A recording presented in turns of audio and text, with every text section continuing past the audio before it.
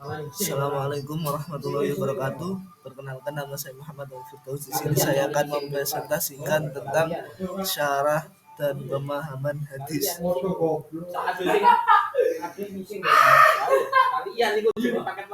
Definisi syarah hadis. Secara bahasa, kata syarah terdiri dari tiga huruf, yaitu shin, ro, dan ha, yang memiliki arti al-fatah, yakni pembukaan, dan al-bayan, yang berarti penjelasan. Sedangkan kata hadis terdiri dari tiga huruf, yaitu ha, da, dan sa, yang berarti baru atau sesuatu yang tidak ada sebelumnya. Jika dua suku kata syarah dan hadis digabungkan menjadi sebuah frasa, maka pengertiannya dalam studi hadis adalah ilmu yang membahas tentang makna dan maksud dari hadis-hadis yang disandarkan kepada Nabi Muhammad berdasarkan kaidah-kaidah dalam bahasa Arab dan prinsip-prinsip syariat sesuai dengan batas kemampuan manusia. Urgensi. Di antara tujuan dari ilmu hadis adalah mengetahui makna dan fikih hadis Rasulullah. Bahkan bisa dibilang tujuan ini merupakan buah dari ilmu hadis. Sebab dengan memahami makna dan fikih hadis, syariat Islam dapat ditegakkan. Sejarah kemunculan syarah hadis. Kemunculan embrio ilmu syarah hadis terjadi sejak era Rasulullah. Kemudian semakin berkembang di era sahabat dan tabi'in. Karya-karya syarah hadis baru muncul di era tabi'in. Sebagian dari mereka mengelompokkan ucapan-ucapan Rasulullah dan sebagian lagi mengumpulkan ucapan-ucapan para sahabat. Ragam kitab syarah hadis. Setelah mengetahui definisi dan awal kelahiran tradisi syarah hadis, maka pada bagian ini akan dijelaskan tentang ragam model pensyarahan hadis. Identifikasi model-model kitab syarah hadis sangat dibutuhkan bagi para pengkaji hadis untuk melihat kecenderungan atau mengenali cara-cara pensyarah menjelaskan kandungan dari hadis-hadis Rasulullah. Ragam kitab syarah hadis. Yang pertama, model pensyarahan tematik atau maudhu'i.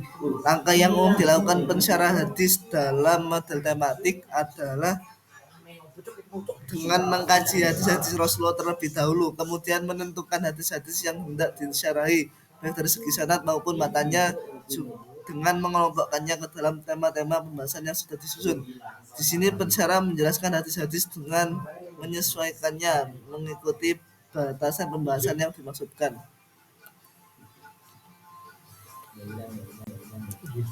Yang kedua, model pensyarahan objektif atau maudhi'i.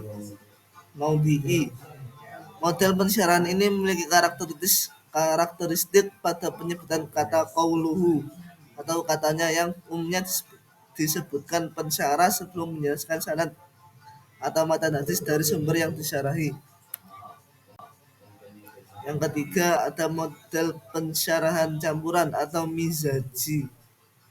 Jenis metode pensyarahan ini terlihat dari struktur pembahasan di dalamnya secara umum. Metode yang digunakan adalah dengan cara mencantumkan teks hadis dengan lengkap, baik sanad maupun matanya, kemudian diikuti dengan penjelasan dari sanad dan matan hadis tersebut. Metode pemahaman hadis.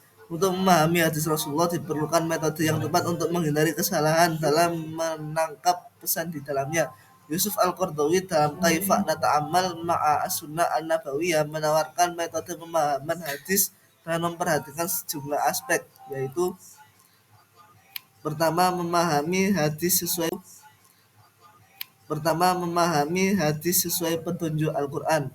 Al-Quran sebagai rujukan utama dalam Islam, maka posisinya sangat vital dalam memahami hadis Rasulullah. Dengan memperhatikan petunjuk Al-Quran, pemahaman hadis dapat terhindar dari kekeliruan dan kesalahan. Sebab posisi hadis sebagai penjelas Al-Quran menunjukkan bahwa hadis akan selalu tunduk dengan petunjuk Al-Quran. Tidak mungkin suatu hadis justru bertentangan dengan Al-Quran. Yang kedua, menghimpun hadis-hadis yang saling terkait dengan dalam tema yang sama. Dalam memahami suatu hadis, penghimpunan hadis-hadis yang relevan dalam satu tema tertentu perlu dilakukan. Hal ini bertujuan mengetahui makna kandungan hadis tersebut secara benar dan tepat. Selanjutnya, ada menggabungkan hadis-hadis yang terlihat kontradiktif. Sejatinya antara nas di dalam Islam tidak mungkin terjadi kontradiksi-kontradiksi. sebab mustahil suatu kebenaran bertentangan dengan kebenaran yang lain. Yang keempat ada mempertimbangkan latar historis hadis. Metode yang dapat diterapkan untuk memahami hadis menurut Yusuf Al-Qaradawi adalah dengan mempertimbangkan latar historis atau asbabul wurud suatu hadis, mengaitkannya dengan suatu alasan, ilat yang tersampaikan atau tersimpulkan dari hadis itu, dan memahami benang merah suatu hadis dengan kejadian-kejadian yang menyertainya. Kemudian ada membedakan relativitas sarana dan sasaran statis hadis. Aspek berikutnya yang menjadi pertimbangan dalam memahami suatu hadis bahwa sarana sangat aspek berikutnya yang menjadi pertimbangan dalam memahami suatu hadis bahwa sarana sangat mungkin berubah, tetapi tujuan atau sasaran berlaku tetap. Yang selanjutnya memperhatikan makna majas dalam hadis. Aspek berikutnya yang tidak kalah penting untuk diperhatikan ketika berupaya memahami hadis-hadis Rasulullah adalah ungkapan dalam bentuk majas, kiasan atau metafora.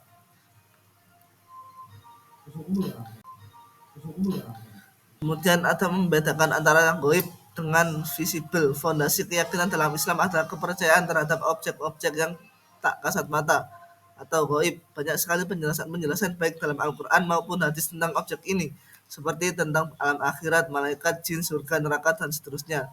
Kemudian memastikan makna dan konotasi kata dalam hadis. Aspek terakhir yang perlu mendapat perhatian dalam memahami hadis-hadis Rasulullah sebagaimana dijelaskan Yusuf Al-Qaradawi adalah makna dan konotasi kata-kata di dalam hadis.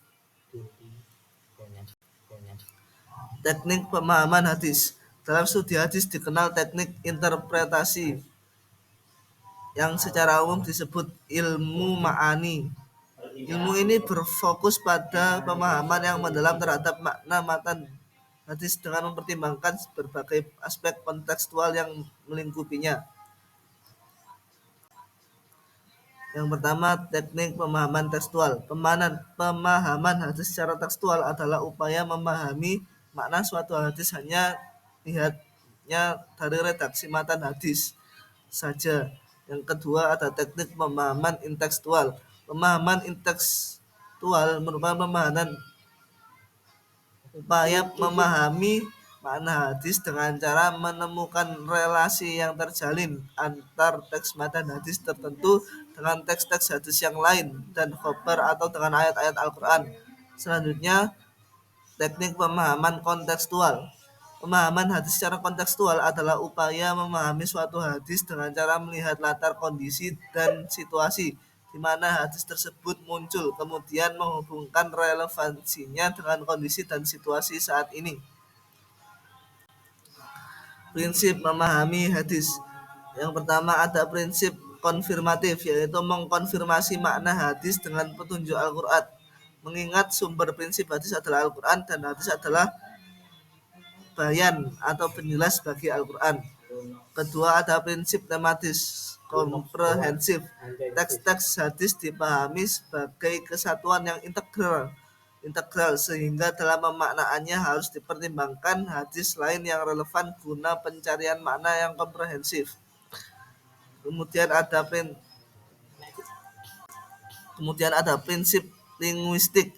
Mengingat hadis terlahir dalam wacana kultural dan bahasa Arab, maka prosedur-prosedur gramatikal bahasa Arab harus diperhatikan. Kemudian ada prinsip historik, yaitu memahami latar belakang sosiologis masyarakat Arab secara umum maupun situasi-situasi khusus yang melatar belakangi munculnya hadis Nabi. Kemudian ada prinsip realistik, yakni